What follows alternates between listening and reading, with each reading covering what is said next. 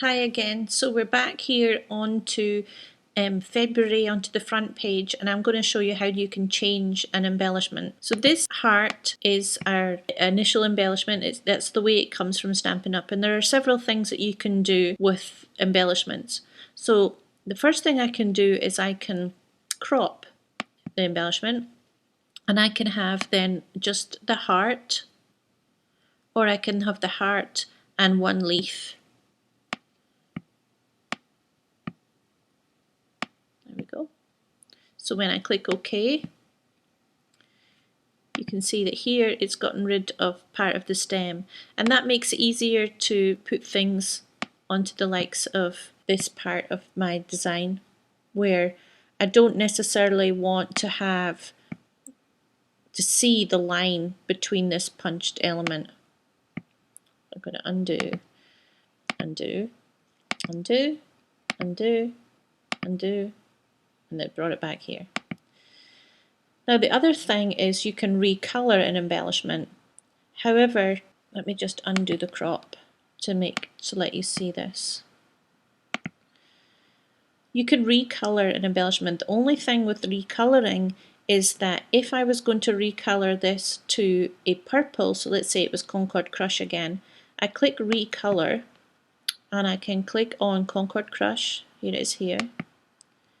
And what it does is it colors the embellishment in hues of that color. It doesn't color it the whole thing in one color. So you have to be aware of that. If you're coloring something like ribbon, it might not match the ribbon that you have, the Concord Crush ribbon that you have in your stamp room, because it colors in the embellishment hues of the color that you choose. You see how it's red here, but it's a hue of the red here, or with the teal, it's hues of it. Okay, so I'm going to make this red, a deep red. But then what I can do is I can crop that and take it just to the heart. So it's only the heart that I have that's been recolored. Here we go here. And then I'm going to copy and paste it.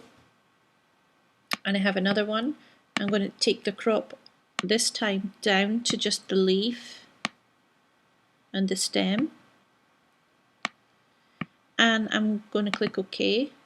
So I'd have just the stem, and then I'm going to recolor that to the very dark green. And what that does then is I have a completely different top to that embellishment and a completely different bottom. So you see how this is a paler red and then a darker green on this one. And then if you wanted to keep them like that, you would just click on one, and again you've got your registration marks, hit shift on your computer, click on the other one, and then right click group. And that saves your embellishment in those colours for you to do with as you please. So this gives you a whole range of things that you can do with your embellishments. Now I want to show you how to do the text on the curve. And this isn't an advanced technique, but it's medium. It's not one of the beginner's techniques. So what I'm going to do is I'm going to go to text, add text. My text box comes up and I'm going to put hello everyone, happy St. Valentine's Day. Oh, I typed too fast. And I'm going to extend that text box, and I'm going to change the font. Doesn't really matter what I put it at. So I have this text. Then what I want to do is I want to go to freeform and click add line, and here's the lines. And you don't initially realize that if you click on this arrow, the starter lines, it gives you some starter lines. So I'm going to go with wave.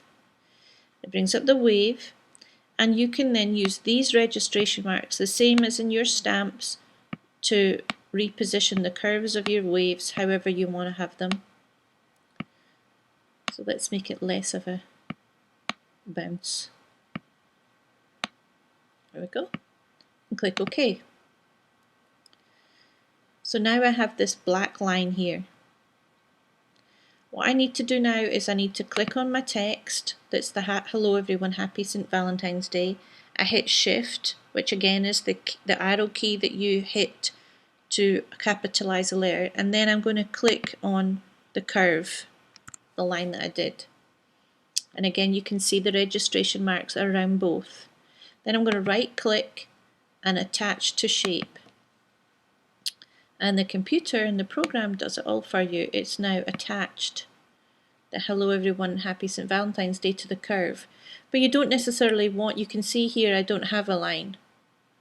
So what you do is you come down to your menu to the opacity, down on the bottom right hand side, and then change the opacity to 0.